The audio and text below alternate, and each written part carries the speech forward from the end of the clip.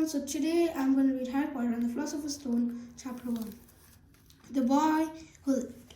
Mr. and Miss Dursley of number 4, Privet Drive, were proud to say that they were perfectly normal. Thank you very much. They were the last people you'd expect to be involved in anything strange or mysterious, because they just didn't hold with such nonsense. Mr. Dursley was the director of a firm called Grunnings, which made drills. He was a big, beefy man with hardly any neck. Although he did have a very large mustache, Miss Dursley was thin and blonde and had nearly twice the usual amount of neck, which came in very useful as she spent so much of her time climbing over garden fences spying on the neighbors. The Dursleys had a small son called Dudley, and in their opinion, there was no finer boy anywhere. The Dursleys had everything they wanted, but they also had a secret, and their greatest fear was that somebody would discover it.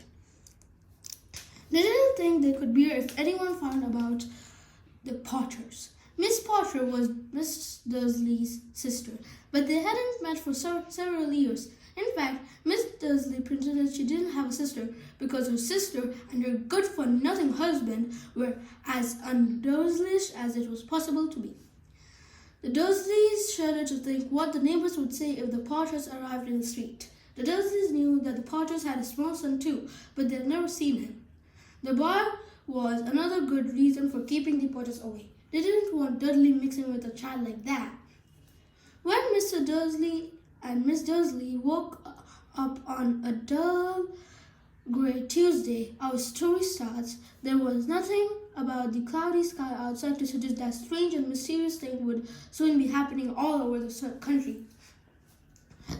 Mr. Dursley hummed as he picked out his most boring time for work, and Miss Dursley gossiped away happily as she wrestled a screaming Dudley into his high chair. None of them noticed a large, shiny owl flutter past the window at 8:30. Mr. Dursley picked up his briefcase, pecked Miss Dursley on the cheeks, and tried to kiss Dudley goodbye, but missed because Dudley was now having a tantrum and throwing his cereal at the walls. "Little tyke," Ch1 told Mr. Dursley as he left the house. He got into his car and backed out of number 4's drive. It was on the corner of the street that he noticed the first sign of something peculiar: a cat reading a map. For a second, Mr. Dursley didn't realize what he had seen. Then he jerked his head around to look again. There was a tabby cat sitting on the corner of Privet Drive, but there wasn't a map in sight. What could he have been thinking of? It must have been a trick of the light. Mr. Dursley blinked and stared at the cat. It stared back. As Mr. Dursley drove around the corner and up the road, he watched the cat in his mirror. It was now reading a sign that said Privet Drive. No, looking at the sign. Cats couldn't read maps or signs. Mr. Dursley gave him a little shake and put the cat out of his mind. As he drove towards the town, he thought nothing except a large order of grills he was hoping to get that day. But on the edge of town, drills were driven out of his mind by something else. As he sat in the usual morning traffic jam, he couldn't help noticing there seemed to be a lot of strangely dressed people about, people in cloaks. Mr. Dursley couldn't bear people who dressed in funny clothes. The get-ups he saw on young people, he supposed this was some stupid new fashion. He drummed his finger on the steering wheel and his eyes fell on a huddle of these weirdos standing quite close by. They were whispering excitedly to them. Mr. Dursley was enraged to see that a couple of them weren't young at all. Why, that man had to be older than he was and wearing an emerald green cloak. The nerve of him! But then it struck Mr. Dursley that it was probably some silly stunt. These people were obviously collecting for something. Yes, that would be it. The traffic moved on, and a few minutes later, Mr. Dursley arrived in the Grunnings car park, his mind back on the drills. Mr. Dursley sat with his back to the window in his office on the 9th floor. If it hadn't been, he might have found it harder to concentrate on drills that morning. He didn't see the owls swooping past in broad daylight. Two people down in the street did. They pointed and gazed open-mouthed as owl after owl sped overhead. Most of them had never seen an owl even at night time. Mr. Dursley, however, had a perfectly normal owl-free morning. He yelled at 5 different people. He made several important telephone calls and shouted a bit more. He was in a very good mood until lunchtime. When he thought he would stretch his leg and walk across the road to buy himself a bun from the baker's opposite. He had forgotten all about the people in cloaks until he passed a group of them next to the baker's. He eyed them angrily as he passed. He didn't know why, but they made him uneasy. This lot were whispering excitedly too, but he couldn't see a single collecting thing. It was on his way back past them, clutching a large donut in a bag, that he caught a few words of what they were saying. The Potters, that's right, what I heard. Yes, their son Harry. Mr. Dursley stopped dead. Fear flooded him. He looked back at the whisperers as if he wanted to say something to them, but thought better of it. He dashed back across the road, hurried up to his office, snapped at his secretary not to disturb him, seized his telephone, and had almost finished dialing his home number when he changed his mind. He put the receiver back down and stroked his mustache, thinking, no, he was being stupid. Potter wasn't such an unusual name. He was sure that there were lots of people called Potter who had a son called Harry. Come to think of it, he wasn't sure his nephew was called Harry. He had never seen the boy. It might have been Harry or Harold. There was no point in worrying Miss Dursley. She always got upset at any mention of her sister. He didn't blame her if he had a sister like that, but all the same, those people in the cloaks. He found it a lot harder to concentrate on the drills that afternoon. When he left the building at 5 o'clock, he was still so worried that he walked straight into someone just outside the door. Sorry, he grunted as the tiny old man stumbled and almost fell. It was a few seconds before Mr. Dursley realized that the man was wearing a violet cloak. He didn't seem at all upset at being almost knocked to the ground. On the contrary, his face slipped into a wide smile. He said in a squeaky voice that made passers-by stare, "Don't be sorry, my dear, sir, for nothing could upset me today. Rejoice, for you know who has gone at last. Even muggles like yourself should be celebrating this happy, happy day." And the old man held Mr. Dursley around the middle and walked off. Mr. Dursley stood rooted to the spot. He had been hugged by a complete stranger. He also thought he had been called a muggle, whatever that was. He was rattled. He hurried to his car and set off home, hoping he was imagining things, which he had never hoped before, because he didn't approve of imagination. As he pulled into the driveway of number 4, the first thing he saw, and it didn't improve his mood, was the tabby cat he had spotted that morning. It was now sitting on his garden wall. He was sure it was the same one. It had the same markings around its eyes. "Shoo!" said Mr. Dursley loudly. The cat didn't move. It just gave him a stern look. Was this normal cat behavior? Mr. Dursley wondered. Trying to pull himself together, he let himself into the house. He was still determined not to mention anything to his wife. Mrs. Dursley had a nice normal day. She told him over dinner all about Mrs. Next Door's problem with her daughter and how Dudley had learned a new word, shunt. Mr. Dursley tried to act normally. When Dudley had been put to bed, he went into the living room in time to catch the last report on the evening news.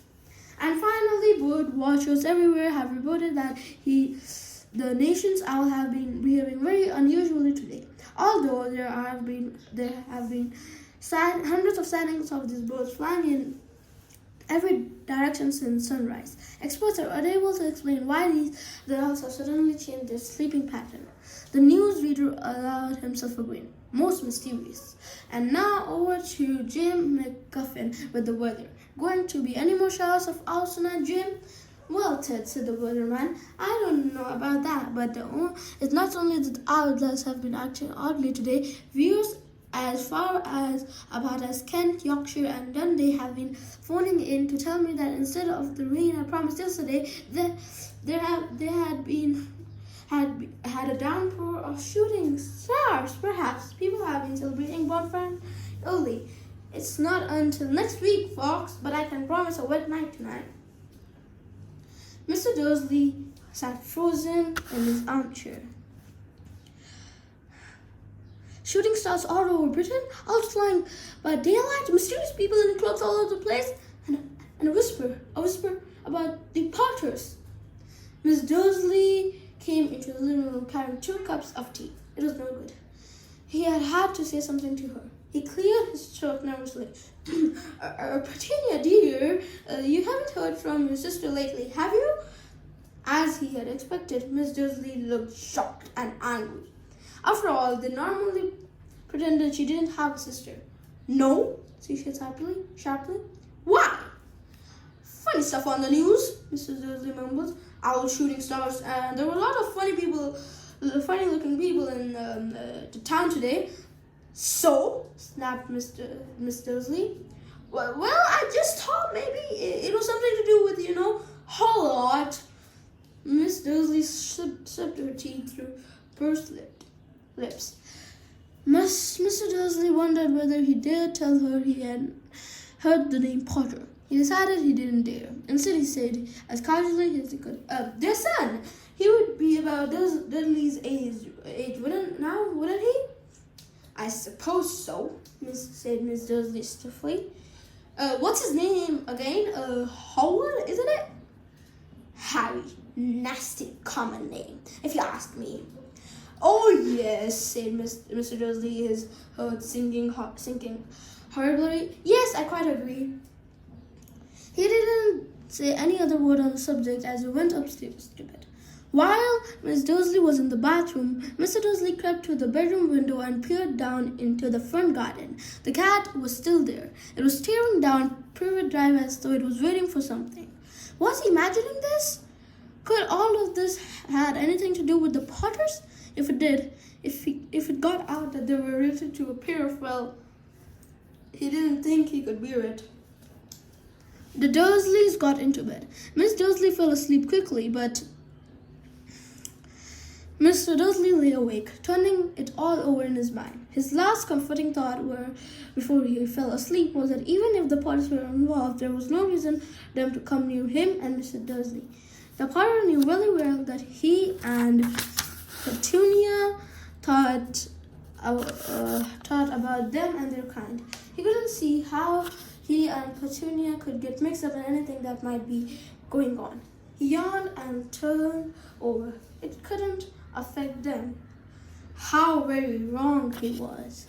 Mr. Dursley might have been drifting into an uneasy sleep, but the cat on the wall outside was showing no sign of sleepiness. It was sitting as still as a statue, its eyes fixed unblinkingly on the far corner of Privet Drive.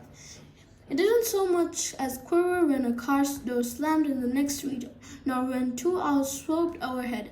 In fact, it was nearly midnight before the cat moved at all. A man appeared on the corner. The cat had been watching.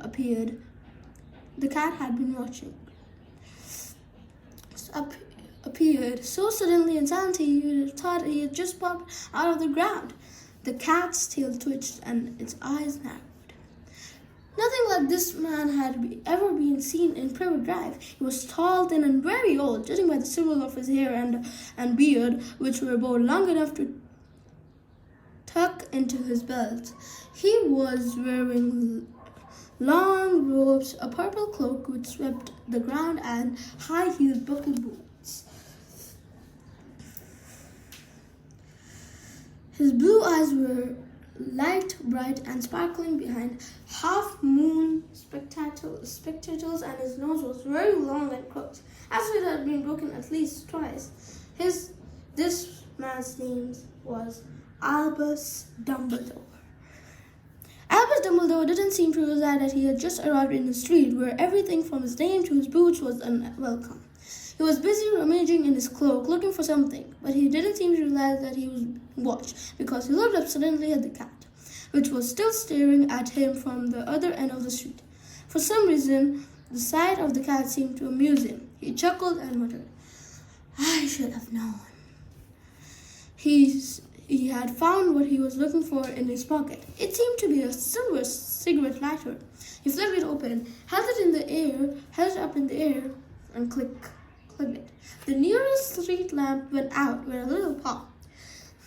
He clicked it again. The next lamp flickered into darkness. 12 times he clicked the put outer until the only lights left in the whole street was the two tiny pinpricks in the distance, which were the eyes of the cat watching him. If anyone looked out of the window, even beady-eyed Miss Dursley, they wouldn't be able to see anything that was happening down on the pavement. Dumbledore slipped the put outer back inside his cloak and set off down the street towards number 4, where he sat down on the wall next to the cat. He didn't look at it, but after a moment he spoke to it. Fancy seeing you here, Professor McGonagall." He turned to smile at the tabby, but it had gone. Instead, he was smiling at a rather soft-looking woman who was wearing square glasses exactly the shape of the markings the cat had around its eyes. She, too, was wearing a cloak, an emerald one. Her black hair was drawn into a tight bun. She looked distinctly perfect. "How did you know it was me?" she asked. "My dear Professor, I've never seen a cat sit so stiffly." You would be stiff if you had been sitting on a brick wall all day," said Professor McGonagall. "All day? When you could have been celebrating? I must have passed a dozen feasts and parties on way here." Professor McGonagall sniffed angrily. "Oh yes, everybody's celebrating. All right," she said impatiently. "You would think they would be a bit more careful. But no, even the Muggles have noticed something going on. It was on the news." She jerked her head back at the Dursleys' dark living room window. "I heard it. Flocks of owls, shooting stars. Well, they're not completely stupid. They were bound to notice something. Shooting stars down in Kent? I would bet that was Daedalus Diggle. He never had much sense." "You can't blame them," said Dumbledore gently. "We have had precious little to celebrate for 11 years. "I know that," said Professor McGonagall irritably, but that's no reason to lose our head. People are being downright careless out on the street in Baudelaire, not even just in Muggles' swapping rumors. She threw a sharp, sideways glance at Dumbledore here, as though hoping he was going to tell her something, but he didn't. So she went on. "A fine thing it would be if, on the way the you-know-who seems to have disappeared at last, the Muggles found out about us all. I suppose he really has gone, Dumbledore." "It certainly seems so," said Dumbledore. "We have much to be thankful for. Would you care for a sherbet lemon?" "A what?" "A sherbet lemon. They're kind of a Muggle sweet I'm very fond of."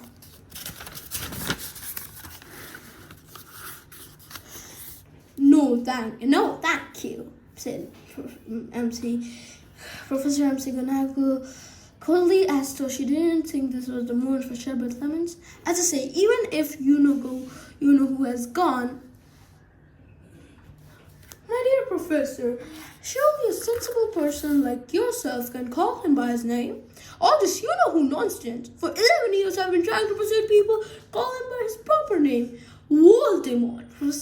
Professor McGonagall flinched, but Dumbledore, who was unsticking 2 sherbet lemons, seemed not to notice. "It gets all so confusing if you keep saying you-know-who. I have never seen any reason to be frightened of saying Voldemort's name." "I know you haven't," said Professor McGonagall, sounding half exasperated, half admiring. "But you're different. Everybody knows you're the only one you know." "Oh, all right. Voldemort was frightened of." "You flatter me," said Dumbledore calmly. "Voldemort had powers I will never have. only because you're too noble to use them. It's lucky it's dark. I haven't blushed so much since Madame Pomfrey told me she liked my new earmuffs. Professor McGonagall shot a sharp look at Dumbledore and said, "The owls are nothing to the rumors that are flying around. You know what everyone's saying? And what about why he's disappeared? About what finally stopped him?" Professor McGonagall has reached the point she was the most anxious to discuss. The real reason she had been waiting on a cold, hard wall all day, for neither as a cat nor as a woman had she fixed Dumbledore with such a piercing stare as she did now. It was plain that whatever everyone was saying, she was not going to believe it until Dumbledore told her it was true. Dumbledore, however, was choosing another sherbet lemon and did not answer. "What they're saying," she pressed on, "is that last night Voldemort turned up in Godric's Hollow. He went to find the Potters. The rumors that Lily and James Potter they're dead." Dumbledore bowed his head. Professor McGonagall gasped. "Lily and James, I can't believe it. I didn't want to believe it. Oh, Albus." Dumbledore reached out and patted her on the shoulder. "No, I know," he said heavily. Professor McGonagall's voice trembled as she went on. "That's not all. They're saying he tried to kill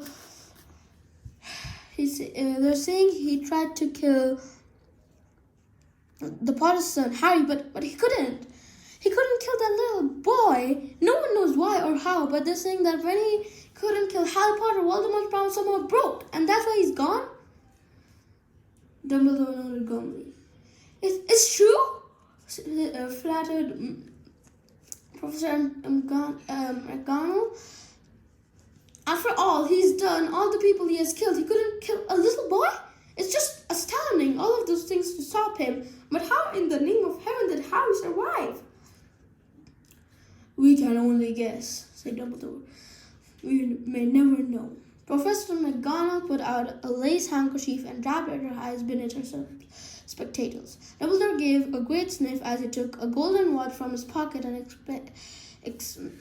examined it. It was a very odd watch. It had 12 hands, but no numbers. Instead, little planets were moving around the edge. It must have made sense to Dumbledore, though, because he put it back in his pocket and said, "Hagrid's late. I suppose it was he who told you I would be here, by the way." "Yes," said Professor McGonagall, "and I don't suppose you're going to tell me why you are here, of all places?" "I've come to bring Harry to his aunt and uncle. They're the only family he has left now." You can't mean the people who live here," cried Professor McGonagall, jumping to her feet and pointing at number 4. "Dumbledore, you can't. I've been watching them all day. You couldn't find 2 people who are less like us. And they've got the son. I saw him kicking his mother all the way up the street, screaming for sweets. Harry Potter come and live here?" "It's the best place for him," said Dumbledore firmly. "His aunt and uncle will be able to explain everything to him when he's older. I've written them a letter." "A letter?" repeated Professor McGonagall, faintly sitting back down on the wall. "Really, Dumbledore, you think you can explain all this in a letter? These people will never understand him. He will be famous, a legend. I wouldn't be surprised if today was known as Harry Potter Day in future. There will be books written about Harry. Every child in the world will know his name." "Exactly," said Dumbledore, looking very seriously over the top of his moon glass spectacles. "It would be enough to turn any boy's head. Famous before he can talk and walk. Famous for something he won't even remember. Can't you see how much better off he will be growing up away from all that until he's ready to take it?" Professor McGonagall opened her mouth, changed her mind, swallowed, and then said, "Yes, you are right, of course. But how is the boy getting here, Dumbledore?" She eyed his cloak suddenly as though she thought he might be hiding Harry underneath it. "Hagrid's bringing him." You think it's wise to trust Hagrid with something as important as this?" "I would trust Hagrid with my life," said Dumbledore. "I'm not not saying his heart isn't in the right place, said Professor McGonagall grudgingly, but you can't pretend he's not careless. He does tend to... What was that? A low rumbling sound has broken the silence around them. It grew steadily louder as they looked up and down the street for some sign of a headlight. It swelled to a roar as the boys looked up at the sky. A huge motorbike flew out of the air and landed on the road in front of them. If the motorbike was huge, it was nothing compared to the man sitting astride it. He was almost twice as tall as a normal man and at least 5 times as wide. He looked simply too big to be allowed, and so wild. Long tangles of blushy black hair and his beard all hid most of his face. And his hands were the size of dustbin lids, and his feet in their leather boots were like baby dolphins. In his vast muscular arms, he was holding a bundle of blankets. Hagrid, said Dumbledore, sounding relieved. At last. And where did you get the motorbike? Borrowed it, Professor Dumbledore, sir, said the giant, climbing carefully up the motorbike as he spoke. Young Sirius Black lent it to me. I got him, sir. No problems, were there? No, sir. House was almost destroyed, but I got him out all right before the Muggles started swarming around. He fell asleep as we was flying over Bristol. Dumbledore and Professor McGonagall bent forward over the bundle of blankets. Inside, just visible, was a baby boy, fast asleep under a tuft of jet black hair over his forehead. They could see a curiously shaped cut, like a bolt of lightning. Is that where? Whispered Professor McGonagall. Yes, said Dumbledore. He will have the scar forever. Couldn't you just do something about it, Dumbledore? Even if I could, I wouldn't. Scar can come in useful. I warned myself above my left knee, which is a perfect map of the London Underground. Well, give him here, Hagrid. We'd better get this over with. Dumbledore took Harry in his arms and turned towards the Dursley's house. Could I say goodbye to him, sir? Said Hagrid. He bent his great shaggy head over Harry and gave him what must be a very scratchy, whiskery kiss. Then suddenly Hagrid let out a howl like a wounded dog. Shh, hissed Professor McGonagall. You licked the Muggles! Sorry, sobbed Hagrid, taking out a large spotted handkerchief and burying his face in it. But I can't stand it. Lily and James dead, and poor little Harry off to live with Muggles. Yes, it's all very sad, but get a grip on yourself, Hagrid, or you'll be found. Professor McGonagall whispered, patting Hagrid gingerly on the arm as Dumbledore stepped over the low garden wall and walked to the front door. He laid Harry gently on the doorstep, took a letter out of his cloak, tucked it inside Harry's blankets, and then came to the other two. For a full minute, the three of them stood and looked at the little bundle. Hagrid's shoulders shook. Professor McGonagall blinked curiously as the twinkling light that usually shone from Dumbledore's eyes seemed to have gone out. Well, said Dumbledore finally, that's that. We have no business staying here. We may as well go and join the celebrations. Yeah, said Hagrid in the very muffled voice. I'll be taking Sirius's bag back. Good night, Professor McGonagall. Professor Dumbledore, sir.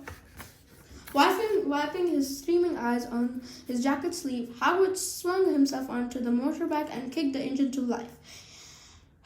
With a roar, it rose into the air and off into the night. I shall see you soon, I expect Professor McGonagall, said Dumbledore, nodding to her. Professor McGonagall blew her nose in reply. Dumbledore turned away and down the street. On the corner, he stopped, took out the silver put-outer. He clicked it at once, and 12 balls of light sped back to the street lamps, so that Private Drive glowed suddenly orange, and he could make out a tabby cat slinking around the corner at the other end of the street. He could see the bundle of blankets on the step of number 4. Good luck, Harry, he murmured. He turned on his heel, and with a swish of his cloak, he was gone. A breeze ruffled the neat hedges of Private Drive, which lay silent and tidy under the inky sky, the very last place you would expect astonishing things to happen. Harry Potter rolled over inside his blankets without waking up. One small hand closed on the little beside him, and he slept on, not knowing he was special, not knowing he was famous, not knowing he would be open up in a few hours' time at Mrs. Dursley's sleep as she opened the front door to put out the milk bottles. Now that he would spend the next few weeks being protected by and pinned by his cousin Dudley, he couldn't know at this very moment people meeting in secret people meeting in secret all over the country, holding up their glasses and saying in hush-hushes, "To Harry Potter, the boy who lived." Thank you guys. So that's chapter 1 of Harry Potter and the Philosopher's Stone. See you when I'm going to read chapter 2. Bye.